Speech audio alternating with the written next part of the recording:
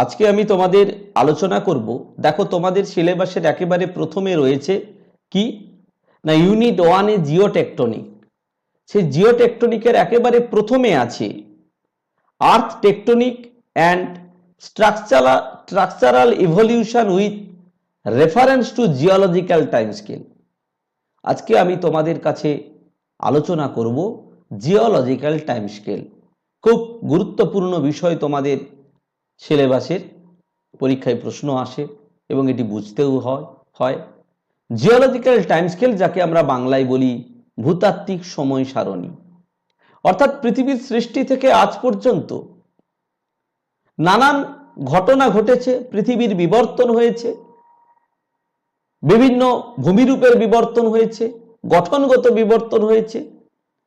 ভূতত্ত্ববিদরা সেই বিবর্তনের ইতিহাস জানতে গিয়ে সেই সময়কে, পৃথিবীর সৃষ্টি থেকে আজ পর্যন্ত যে সময়, সেই সময়কে কতকগুলো ভাগে বিভক্ত করেছেন এবং সেই প্রত্যেকটি ভাগের কোনো ভাগকে মহাযুগ, কোনো ভাগকে যুগ, উপযুগ বিভিন্নভাবে নামাঙ্কিত করেছেন। বিভিন্ন জীবাশ্মের উপস্থিতি, তাদের নিদর্শন, জীবাশ্মগুলোর মধ্যে পারস্পরিক সম্পর্ক বিবেচনা করে বিভিন্ন যুগ, উপযুগ, মহাযুগের নামকরণ করেছেন। আমরা আজকে ভূতাত্ত্বিকদের সেই যে প্রদান করা জিওলজিক্যাল টাইম স্কেল, সেই তথ্যটি কেবলমাত্র তোমাদের কাছে তুলে ধরছি। হয়তো অনেক বিষয় আছে তার ভেতরে যেগুলো আমরা পরবর্তী আলোচনাতে ব্যাখ্যা করব। আজকে শুধুমাত্র আমি টাইম টেবিল এবং কি কি বিবর্তন ঘটেছে সেই বিষয়টি তোমাদের কাছে রাখছি। তো প্রথমে একটু জেনে নিই জিওলজিক্যাল টাইম স্কেল কাকে বলে। কি দেখো না, পৃথিবীর উৎপত্তির সময়কাল থেকে বর্তমান কাল পর্যন্ত, অর্থাৎ যেদিন থেকে পৃথিবীর সৃষ্টি হয়েছে এবং আজ এই সময় পর্যন্ত জীবনের আকার, শিলা সঞ্চয়নের বৈশিষ্ট্য, শিলা সংগঠনের স্থান, প্রধান ভূগাঠনিক ঘটনা ইত্যাদির ওপর গড়ে ওঠা প্রধান ও অপ্রধান পিরিয়ডকে একত্রে সামগ্রিকভাবে ভূতাত্ত্বিক সময় বিন্যাস বা ভূতাত্ত্বিক কালপঞ্জি বা জিওলজিক্যাল টাইম স্কেল বলে। যা আমি বললাম, পৃথিবীর সৃষ্টি থেকে আজ পর্যন্ত যে জীবনের পরিবর্তন ঘটেছে, বিভিন্ন সময়ে বিভিন্ন প্রাণের উদ্ভব ঘটেছে, বিভিন্ন শিলার সৃষ্টি হয়েছে, শিলার পরিবর্তন হয়েছে, বিভিন্ন ভূগাঠনিক অবস্থার পরিবর্তন হয়েছে, এইগুলোকে একটি টাইম টেবিলের মধ্যে ভূতাত্ত্বিকবিদগণ যখন তুলে ধরেছেন, লিপিবদ্ধ করেছেন, তখন তাকে আমরা জিওলজিক্যাল টাইম স্কেল বলে থাকি। এই জিওলজিক্যাল টাইম স্কেল আলোচনা করতে গিয়ে ভূতত্ত্ববিদগণ টোটাল সময়কে, পৃথিবীর সৃষ্টি থেকে আজ পর্যন্ত সময়কে দেখো প্রধানত দুটি ভাগে বিভক্ত করেছেন। পৃথিবীর সৃষ্টি থেকে বর্তমান সময়কে, যেই দুটি ভাগকে ইয়ন বা মহাযুগ বলা হয়। কি কি সেই দুটি ইয়ন বা মহাযুগ? প্রথমটি হলো দেখো প্রোটেরোজয়িক মহাযুগ। কত বছর আগে পর্যন্ত না, যা প্রায় 400 মিলিয়ন বছর ব্যাপ্ত ছিল, 4000 মিলিয়ন বছর। এটি কিন্তু আদিম যুগ, আগের যুগ। আর এর পরের সময়কে ভূতত্ত্ববিদগণ কি বলেছেন না ফেনোরোজয়িক মহাযুগ বা জৈব মহাযুগ, যার ব্যক্তিগত পরবর্তী 600 মিলিয়ন বছর। তাহলে 600 মিলিয়ন বছর হচ্ছে আজ থেকে 600 ফেনোজয়িক, এবং 600 আগের 4000 মিলিয়ন বছর হচ্ছে কি না প্রোটেরোজয়িক, আদিম যুগ। এই ভূতত্ত্ববিদগণ এই পরবর্তী যে 600 মিলিয়ন বছর, এই 600 মিলিয়ন বছরের ওপরেই আজকে যে জিওলজিক্যাল টাইম স্কেল আমি তোমাদের বর্ণনা করছি, ব্যাখ্যা করছি, সেটা কিন্তু দিয়েছেন। তাহলে এই ফেনোরোজয়িক মহাযুগ ইয়ন বা 600 মিলিয়ন বছরকে ভূতত্ত্ববিদগণ তিনটে যুগে বিভক্ত করেছেন বা পিরিয়ডে বিভক্ত, এরাতে বিভক্ত করেছেন। কি কি সেই তিনটে এরা বা যুগ? কি কি না, একটি হচ্ছে নবজীবীয় বা সিনোজয়িক যুগ, 2 নম্বর মধ্যজীবীয় বা মেসোজয়িক যুগ, এবং 3 নম্বর পুরাজীবীয় বা প্যালিওজয়িক যুগ। এদেরকে এরা বলে। তাহলে এরা ফেনোরোজয়িক, ইয়নের অন্তর্গত তিনটি এরা, সিনোজয়িক, মেসোজয়িক এবং প্যালিওজয়িক। এবার ভূতত্ত্ববিদগণ এই প্রত্যেকটি যুগকে, এরাকে কতকগুলো পিরিয়ড বা পর্যায়, বা সেই পর্যায়গুলোকে আবার কোনো কোনো পর্যায়কে কতকগুলো ইপক বা উপযুগে বিভক্ত করেছেন, এবং সেগুলোর আনুমানিক সময়সীমা এবং কিছু গঠনগত বিবর্তনের কথা বলেছেন, যেটা আমি তোমাদেরকে বলছি। তাহলে আমরা চলে যাব প্রথমে কি, সিনোজয়িক মহাযুগ যুগ। সেই সিনোজয়িক যুগের অন্তর্গত দুটো পিরিয়ড বা দুটো পিরিয়ড রয়েছে। কি কি দুটো পিরিয়ড?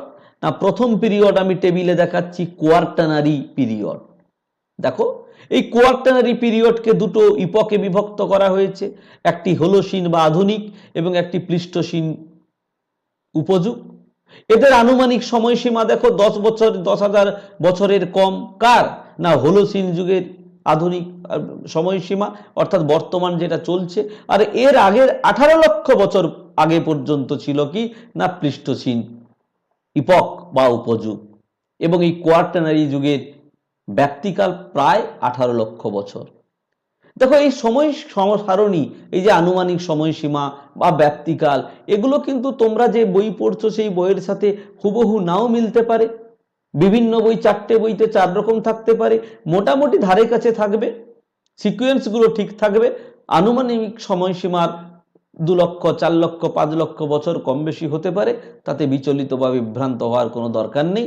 আমি যেটা দিচ্ছি এটা তোমরা ফলো করতে পারো, বা তোমাদের বইতে যে সময়টা উল্লেখ রয়েছে সে সময়ও তোমরা ব্যবহার করতে পারো। তবে মোদ্দা কথা যেটা আমি বোঝাচ্ছি, বিষয়টা এরকম। এবার আমরা এই আধুনিক এবং প্লিস্টোসিন যুগের কি গঠনগত বৈশিষ্ট্য বা বিবর্তন একটু ভূতত্ত্ববিদগণ দিয়েছেন তা জেনে নেব। দেখো, প্রথমে আধুনিক যুগ, খুব দ্রুততার সাথে আমি বলছি, এটা তথ্য বইতেও পাবে তোমরা। কি না, হিমালয় পর্বত ক্রমাগত উঠতে থাকে। এই যুগে হিমালয় পর্বতের উত্থান ঘটে। দ্বিতীয়ত, শুষ্কতার জন্য উত্তর আমেরিকাতে এই সময় কি হয় না, মরুভূমির প্রসার ঘটতে থাকে এবং বালি, কাদা ও নুড়ি জাতীয় শিলার সৃষ্টি হয়। এবং গুরুত্বপূর্ণ বিষয়, আটলান্টিক মহাসাগরের বিস্তার ঘটে। কোন সময়? এই আধুনিক যুগে, অর্থাৎ যেটা রানিং, যে সময়ের মধ্য দিয়ে আমরা যাচ্ছি, হোলোসিন যুগ। এর আগে কি ছিল না, এর আগে ছিল প্লিস্টোসিন যুগ, হিমযুগ বলা হয় একে, বরফের যুগ। এই সময় বরফ দ্বারা পৃথিবীর অধিকাংশ জায়গা আচ্ছাদিত ছিল। যাই হোক, কি গঠনগত বিবর্তন দেখো, সমগ্র উত্তর পশ্চিম ইউরোপ, উত্তর আমেরিকার উত্তরাংশ তুষার দ্বারা আবৃত ছিল। আর কি না, আল্পস, হিমালয়, রকি, আন্দিজ, এই যে ভঙ্গিল পর্বতগুলো, হাওয়াই ও জাপানের পর্বতমালার বিভিন্ন চূড়ায় এই সময় তুষার মুকুট কেন্দ্রীভূত হয়েছিল। তুষারের সঞ্চয় ঘটেছিল এই সময়। এই সময় হিমালয়ের দ্বারা ক্ষয়িত মৃত্তিকা সমূহ, হিমবাহের দ্বারা ক্ষয়িত মৃত্তিকা সমূহ পৃথিবীর বিভিন্ন স্থানে সঞ্চিত হয়েছিল, যেগুলোকে প্লিস্টোসিন টেরেসল্যান্ড বলা হয়। অর্থাৎ এই সময় গ্রাবরেখার সঞ্চয় ঘটেছিল প্রচুর। আর কি, অনেক স্থানে প্লিস্টোসিন যুগের বরফ গলে যাওয়ার পর ভার লাঘব হওয়ায়, মানে হালকা হয়ে গেছে, ওপরের বরফ যখন গলে গেছে, বিভিন্ন স্থানে ভূমি ধীরে ধীরে উঁচু হয়ে যায়, যেগুলোকে গ্লেসিয়াল রিবাউন্ড নামে পরিচিত হয় পরে। এগুলো আবহবিকারে তোমরা অনেকে জেনেছো। তাহলে প্লিস্টোসিন যুগ এবং হোলোসিন যুগের গঠনগত বিবর্তন পড়লাম। এটা হচ্ছে সিনোজয়িক যুগের কোয়ার্টানারি পিরিয়ডের দুটো উপযুগ। এরপরে সিনোজয়িক যুগের আরেকটি গুরুত্বপূর্ণ পিরিয়ড রয়েছে, যার নাম হচ্ছে কি না, টারসিয়ারি পিরিয়ড। পিরিয়ডের নাম দেখো, টারসিয়ারি। এর কিন্তু 5খানা ইপক রয়েছে, 5টি ইপক। ভূতত্ত্ববিদগণ টারসিয়ারি পিরিয়ডকে 5টি উপযুগে বিভক্ত করেছেন। কি কি সেই উপযুগ? প্লায়োসিন, মায়োসিন, অলিগোসিন, ইওসিন এবং প্যালিওসিন। এই 5টি উপযুগের আনুমানিক সময়সীমা কি বলেছেন ভূতত্ত্ববিদগণ? প্লায়োসিন যুগের আনুমানিক সময়সীমা 50 লক্ষ বছর আজ থেকে, এবং যার ব্যাপ্তিকাল প্রায় 32 লক্ষ বছর। মায়োসিনের আনুমানিক সময়সীমা 2.35 কোটি বছর, যার ব্যাপ্তিকাল প্রায় 2.03 কোটি বছর। অলিগোসিনের আনুমানিক সময়সীমা দেখো 3.4 কোটি বছর, ব্যাপ্তিকাল কত না প্রায় 1 কোটি বা 1.05 কোটি বছর। ইওসিন যুগের আনুমানিক সময়সীমা 5.5 কোটি বছর, যার ব্যাপ্তিকাল 2 কোটি বা 2.1 কোটি বছর, এবং প্যালিওসিনের আনুমানিক সময়সীমা প্রায় 6.5 কোটি বছর, যার ব্যাপ্তিকাল হচ্ছে 2.1 কোটি বছর। এটা 1 কোটি বছর হবে, 2.1 নয়, এটা হবে 1 কোটি বছর। এটা থেকে এটা বিয়োগ করলে ব্যাপ্তিকালগুলো দাঁড়াচ্ছে। যাই হোক, টোটাল টারসিয়ারি যুগের ব্যাপ্তিকাল কত? প্রায় 6.5 কোটি বছর। এই হচ্ছে টাইম টেবিল। এটা তোমাদের মনে রাখতে হবে, এটা তথ্য কিন্তু। টারসিয়ারি যুগের উপযুগ 5খানা: প্লায়োসিন, মায়োসিন, অলিগোসিন, ইওসিন এবং প্যালিওসিন। তাদের আনুমানিক সময়সীমা, অন্তত আনুমানিক সময়সীমাটা মনে রাখবে, ব্যাপ্তিকালটা না রাখলেও চলবে। এবার আমরা একইভাবে পড়ে নেব এই প্রত্যেকটি ইপক বা উপযুগের গঠনগত বিবর্তন কি কি হয়েছে। দেখো, প্লায়োসিন যুগে কি কি ঘটেছে না, এই যুগে মহাদেশ ও সামুদ্রিক অববাহিকাগুলি বর্তমান অবস্থানের ন্যায় সঞ্চিত ছিল। আজকে যে অবস্থায় আছে, এই যুগে তার বিন্যাস কিন্তু হয়ে গেছে। স্থলভাগের চলমানতার জন্য অবনমিত স্থান জল দ্বারা ভরাট হয়ে উত্তর সাগর, আরব সাগর, কাস্পিয়ান সাগর ইত্যাদির সৃষ্টি হয়। তৃতীয়ত, হিমালয়ে এই সময়ে তৃতীয়বার উত্থান ঘটে, এবং যার ফলে কি হয় না, শিবালিক হিমালয় শ্রেণীর সৃষ্টি হয়। হিমালয়ের অনেকগুলো শ্রেণী আছে আমরা জানি, হিমাদ্রি হিমালয়, শিবালিক হিমালয়, এই সমস্ত। তার মধ্যে শিবালিক হিমালয়ের কিন্তু উত্থান ঘটে এই প্লায়োসিন যুগে।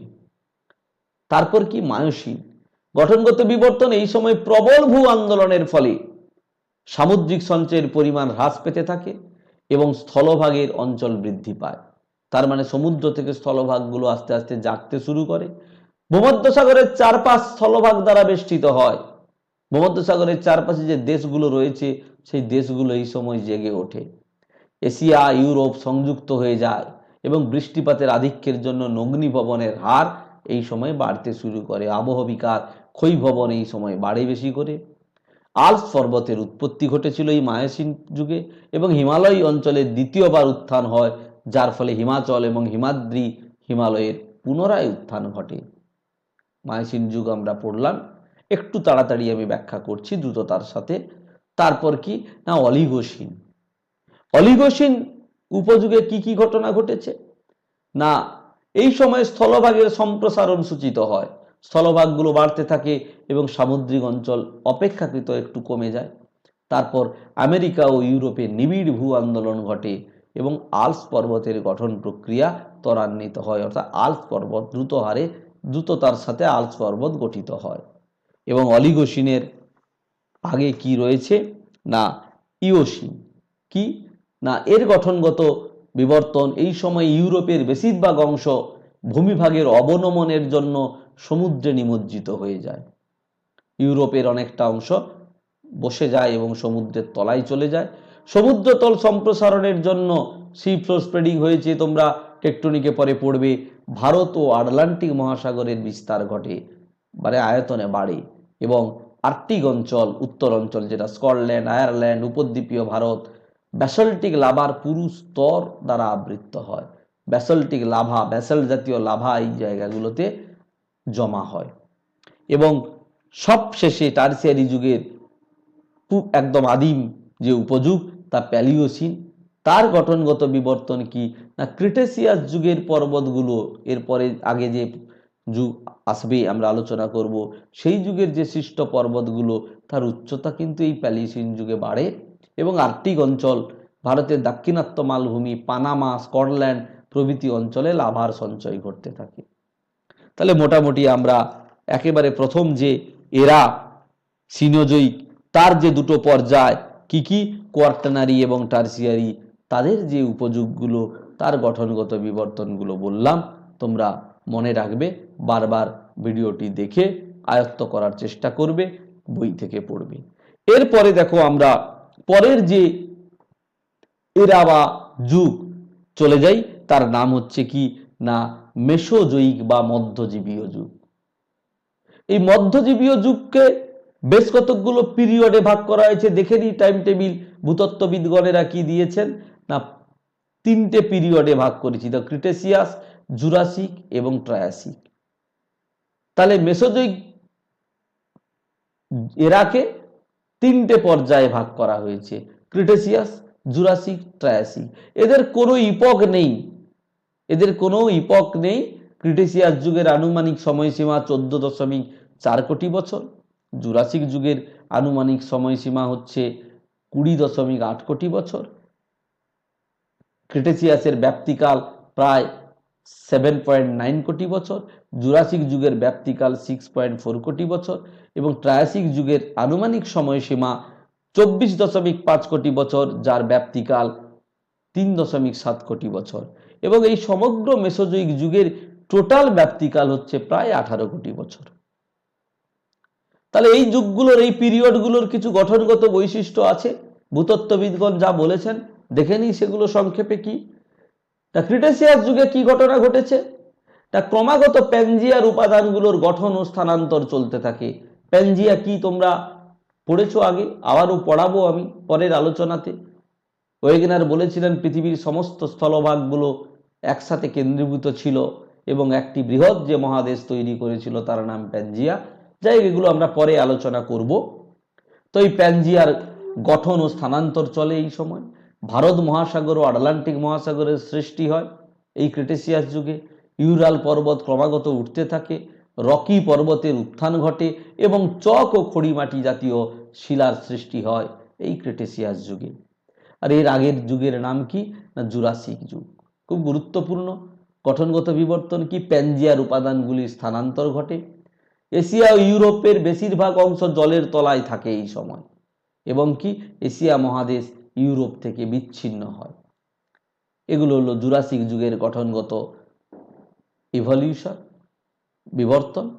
এবং এই সময় আরেকটি ঘটনা ঘটে, চুনাপাথর ও কাদা জাতীয় শিলার সৃষ্টি হয়। এবং এর আগের যুগ কি না ট্রায়াসিক যুগ। এর গঠনগত বিবর্তন, প্যানজিয়ার মহাদেশীয় অংশের পুনরায় বিন্যাস ঘটতে থাকে। প্যানজিয়া একাধিকবার কিন্তু ভেঙেছে, জুড়েছে, সরেছে। তো এই যুগে প্যানজিয়ার বিন্যাস ঘটে। ট্যাথিস সাগরের সম্প্রসারণ হয়, উষ্ণ ও শুষ্ক আবহাওয়া বিরাজ করে এই সময় এবং নতুন লাল বেলে পাথরের সৃষ্টি হয়। এবং গুরুত্বপূর্ণ একটি পয়েন্ট, ডায়নোসরস নামক স্তন্যপায়ী প্রাণীর সৃষ্টি হয়। যদিও এটি জৈবিক বিবর্তন, তবুও ডায়নোসরসের উদ্ভব জিওলজিক্যাল টাইম স্কেলের একটি ল্যান্ডমার্ক। তাই আমি পরে এগুলো আলোচনা করব। আমি আবারও ডায়নোসরসের সৃষ্টি হয় এই ট্রায়াসিক যুগে। তাহলে আমরা মেসোজয়িক যুগের তিনটি যে পিরিয়ড তার গঠনগত বিবর্তনগুলো পড়লাম, ক্রিটেসিয়াস, জুরাসিক এবং ট্রায়াসিক যুগের। এবারে আমরা চলে যাব সবশেষ যে এরা রয়েছে তার নাম কি না পুরাজীবীয় বা প্যালিওজয়িক। এই প্যালিওজয়িক যুগে যে টাইম স্কেল, টাইম টেবিল ভূতত্ত্ববিদরা দিয়েছেন তা হলো, দেখো না অনেকগুলো পর্যায়ে, প্রায় 6খানা পর্যায়ে বিভক্ত করেছেন। কি কি 6খানা পর্যায়? না প্রথমত Permian, Carboniferous, Devonian, Silurian, Ordovician এবং ক্যাম্ব্রিয়ান। এই 6টি পর্যায়কে আবার কতকগুলো উপযুগে বিভক্ত করেছেন। যদিও পার্মিয়ানের কোনো উপযুগ নেই। পার্মিয়ানের আনুমানিক সময়সীমা কত না 29 কোটি বছর আগে, যার ব্যাপ্তিকাল কত প্রায় 4.5 কোটি। কার্বনিফেরাসের দুটি কিন্তু ইপক বা উপযুগ রয়েছে, যার একটি পেনসিলভেনিয়ান এবং একটি মিসিসিপিয়ান। এই পেনসিলভেনিয়ানের আনুমানিক সময়সীমা 32 কোটি বছর, মিসিসিপিয়ানের আনুমানিক সময়সীমা 36 কোটি বছর এবং কার্বনিফেরাস যুগের পিরিয়ডের ব্যাপ্তিকাল কত প্রায় 7 কোটি বছর। ডেভোনিয়ানের আনুমানিক সময়সীমা 48.8 কোটি বছর, ব্যাপ্তিকাল 4.8 কোটি বছর। সিলুরিয়ানের আনুমানিক সময়সীমা 43.8 কোটি বছর, ব্যাপ্তিকাল কত না 3 কোটি বছর। অর্ডোভিশিয়ানের 51 কোটি বছর আনুমানিক সময়সীমা এবং ব্যাপ্তিকাল 7.2 কোটি বছর। এবং এই মেসোজয়িক যুগে, প্যালিওজয়িক যুগের সর্বশেষ যে পুরনো যে যুগ পিরিয়ড ক্যাম্ব্রিয়ান, তার আনুমানিক সময়সীমা হচ্ছে 57 কোটি বছর আগে পড়ছিল এই যুগ, যার ব্যাপ্তিকাল প্রায় 3 কোটি বছর। এবং সমগ্র প্যালিওজয়িক যুগের, মহাযুগের এরার যে ব্যাপ্তিকাল কতটা 32.5 কোটি বছর। এই হচ্ছে টাইম টেবিল প্যালিওজোইক যুগের। এবং এই যুগগুলোতেও কিছু গঠনগত বিবর্তন রয়েছে, ভূতত্ত্ববিদগণ যা বলেছেন আমরা দেখে নেব সংক্ষেপে। কি কি? পারমিয়ান যুগ, গঠনগত বিবর্তন, ভূভাগগুলি পুনরায় একত্রিত হয় এবং প্যানজিয়া গঠন করে। ট্যাথিস সাগর গঠিত হয় এই যুগে। পূর্ব আমেরিকা যুক্তরাষ্ট্রে আপেলেশিয়ান পর্বত গঠিত হয় এবং এই সময়ে কয়লার স্তর গঠিত হয়। এর পরের যুগ কার্বনিফেরাস, যার দুটো ভাগ। সেই কার্বনিফেরাস যুগের গঠনগত বিবর্তন কি না, দক্ষিণের ভূখণ্ডটি ভেঙে কতকগুলো মহাদেশ গঠন করে। গন্ডোয়ানাল্যান্ড এই সময় ভেঙে বেশ কতকগুলো মহাদেশ গঠন করে। নিম্ন এলাকায় অগ্নিভবন ঘটতে থাকে, ক্ষয়কাজ চলে, কয়লা বা অঙ্গারের সৃষ্টি হয়। এগুলো গেল কি না কার্বনিফেরাস যুগের গঠনগত বিবর্তন। এর আগের যুগ কি ছিল না ডেভোনিয়ান। তার বিবর্তন কি না লরেশিয়ার দৃঢ়করণ ঘটে। উত্তরের যে লরেশিয়া ভূখণ্ড, প্রচুর পরিমাণে অগ্নুদ্গম ঘটে এই সময়। মহাদেশের মহীখাত অঞ্চলে ব্যাপক পরিমাণে অগ্নিভবন ঘটে। জিওসিনক্লাইন অঞ্চল যেগুলো, প্রচুর পরিমাণে ক্ষয়ীভূত পদার্থ সেখানে জমা হয় এবং সমুদ্রের সৃষ্টি হয়। ক্যালিডোনিয়ান গিরিজনী আলোড়ন ঘটে। অনেকগুলো গিরিজনী আলোড়ন, পর্বত গঠনের জন্য যে ভূ আলোড়ন, ক্যালিডোনিয়ান গিরিজনী, হার্সেনিয়ান গিরিজনী, এসব নানান ঘটনা ঘটেছে, পরে কখনো আলোচনায় বলবো। তো এই যুগে ক্যালিডোনিয়ান গিরিজনী আলোড়ন হয়, চুনা পাথরের স্তর এই সময় সৃষ্টি হয়। এর আগের হচ্ছে কি না সিলুরিয়ান উপযুগ পিরিয়ড। সেই সিলুরিয়ান পিরিয়ডের গঠনগত বিবর্তন কি না উত্তরের মহাদেশীয় অংশগুলি লরেশিয়া গঠন করে, আর কি দক্ষিণের অংশগুলি দক্ষিণ আমেরিকা, আফ্রিকা, অস্ট্রেলিয়া, ভারত প্রভৃতি নিয়ে গঠিত হয়। মানে গন্ডোয়ানাল্যান্ড যে যে মহাদেশগুলো নিয়ে গঠিত হয়েছে সেগুলো দক্ষিণ আমেরিকা, আফ্রিকা, অস্ট্রেলিয়া, ভারত প্রভৃতি। একই কথা ঘুরে হয়ে গেছে।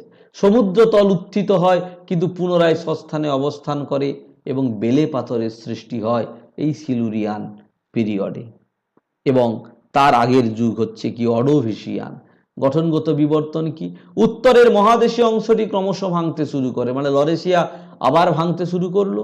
এই সময় আবহাওয়া কেমন ছিল না উষ্ণ এবং শান্ত, এবং সমুদ্রতলে অগ্নুদ্গম ঘটে পাত সীমান্ত এলাকাগুলোতে, এবং কি প্রাচীন লাল বেলে পাথর গঠিত হয় এই সময়ে। এবং তার আগে প্যালিওজিক যুগের একেবারে আদিমতম যুগ হচ্ছে ক্যাম্ব্রিয়ান যুগ, যার প্রধান বিবর্তন হচ্ছে সুপার কন্টিনেন্টালের অংশ ভেঙে নর্দার্ন কন্টিনেন্টালের অংশ রূপে দূরে চলে যেতে থাকে। অর্থাৎ এই সময় কিন্তু লরেশিয়া ভেঙে যায়। তারপর কি প্রচুর পরিমাণে আগ্নেয় উদগীরণ ঘটে, জলবায়ু উষ্ণ থাকে, স্লেট সেল ও কিছু আগ্নেয় শিলা দেখা যায়। তাহলে আমরা চলে গেলাম একেবারে 57 কোটি বছর আগে পর্যন্ত। আমরা যাব 60 কোটি বছর আগে, মানে ক্যাম্ব্রিয়ানের আগের যে অংশ। আমি আগেই আলোচনা করেছি তোমাদের যে ফেনোরোজয়িক যুগ, যে ইয়ন 600 মিলিয়ন বছর বা 60 কোটি বছর, সেই 60 কোটি বছরকে নিয়েই কিন্তু কি না জিওলজিক্যাল টাইম স্কেল। সেই 60 কোটি বছরের 57 কোটি বছর আগে পর্যন্ত চলে গিয়েছি ক্যাম্ব্রিয়ান যুগ। এরপরে কি আছে দেখো না আর্কিয়ান ও প্রি ক্যাম্ব্রিয়ান যুগ। এর আনুমানিক সময়সীমা কত না 60 কোটি বছর। এই 60 কোটি বছরের আগে আরো রয়েছে 400 কোটি বছর, যা নিয়ে কোনো জিওলজিক্যাল এভিডেন্স এখনো ভূতত্ত্ববিদগণ দিতে পারেননি। তাহলে পৃথিবীর টোটাল জিওলজিক্যাল টাইম স্কেল মানে উল্লেখ করেছেন, এভিডেন্স না দিলেও 60 কোটি প্লাস 400 কোটি সমান 460 কোটি। যার এই 60 কোটি বছরের টাইম টেবিল কিন্তু আমরা আলোচনা করলাম। এই যে প্রিক্যাম্ব্রিয়ান যুগ বা আর্কিয়ান যুগের যতটুকু আমরা জানতে পেরেছি 60 কোটি পর্যন্ত, এই সময় পৃথিবীর উৎপত্তি ঘটে, পৃথিবীর ওপর ভূত্বকের সৃষ্টি হয়, প্রধানত আগ্নেয় শিলা, রূপান্তরিত শিলা এবং কিছু পাললিক শিলার সৃষ্টি হয়। তাহলে আমরা মোটামুটি কি পড়লাম না জিওলজিক্যাল টাইম স্কেল। তোমরা ভালো করে এই জিওলজিক্যাল টাইম স্কেল পড়বে। আর কি এখান থেকে বেশ কতগুলো প্রশ্ন আসে, তোমরা ভালো করে সেই প্রশ্নগুলো পড়বে। সেই প্রশ্নগুলোর মধ্যে গুরুত্বপূর্ণ প্রশ্ন হতে পারে কি কি না state the entire geological time scale including এরা, সিস্টেম, ইপক, অর্থাৎ জিওলজিক্যাল টাইম স্কেলটি আলোচনা করো। তার যুগ উপযুগ সমস্তগুলোকে ইনক্লুড করে, অথবা অনেক সময় পড়ে explain briefly the geological history of the earth with special reference to geological time scale, যা আলোচনা করলাম। Semi long answer type question পড়ে এই যে যতগুলো উপযুগ পড়লাম সেই উপযুগগুলো আলাদা আলাদা করে প্রশ্ন পড়তে পারে, যে explain the characteristics of Mesozoic era, explain the characteristics of tertiary epoch, এইরকম প্রশ্ন আসতে পারে। ছোট ছোট 2 নম্বরের প্রশ্ন পড়তে পারে, what is geological time scale, what is Mesozoic era, পড়তে পারে important of the geological time scale. এই ধরনের প্রশ্নগুলো তোমরা প্রিপারেশন করবে, বই থেকে ভালো করে পড়বে। সময়গুলো 19-20 হলে কোনো অসুবিধে নেই, এগুলো আনুমানিক সময়সীমা। তোমাদের টেক্সট বইতে যদি একটু ভিন্ন ধরনের সময় থাকে কোনো সমস্যা নেই, মোটামুটি সিকোয়েন্সগুলো মেনটেন করবে, কোন যুগের পরে কোন যুগ, কোন উপযুগের পরে কোন উপযুগ, এগুলোকে ঠিকঠাক রাখতে হবে। মোটামুটি এটা আজকে যা আলোচনা করলাম এটা তথ্যমূলক আলোচনা, তেমন কিছু বোঝানোর কিছু বিষয় এখানে নেই। আমি শুধুমাত্র তথ্যগুলো পরিবেশন করলাম। এখানে যে বিষয়গুলো রয়েছে পরবর্তী যে তোমাদের ক্লাসগুলো আলোচনা করব সেখানে বিশদে লরেসিয়া, গন্ডোয়ানা বা এই যে সিপ্টোর স্প্রেডিং, প্যানজিয়া, প্যান্থালাসা, এই ঘটনাগুলো এসে যাবে, তখন আমরা আলোচনা করব।